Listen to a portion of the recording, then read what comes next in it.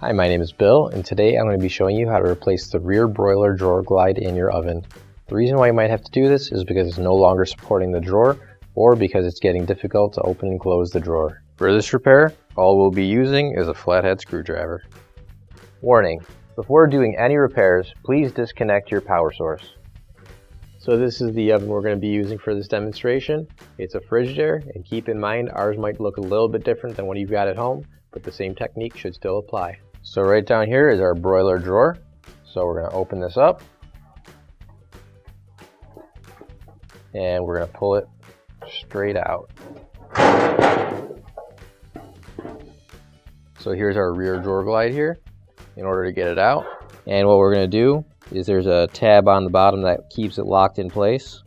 So we'll use a flathead screwdriver in order to push up on that and then just twist it with the curve and pull it out. Now you can grab your new OEM replacement rear drawer glide. If you don't have one already, you can find it on our online store. So in order to put the drawer glide in, you're just going to use the curve of the piece of plastic there that hooks in and just bend it up and push it in until it clicks into place.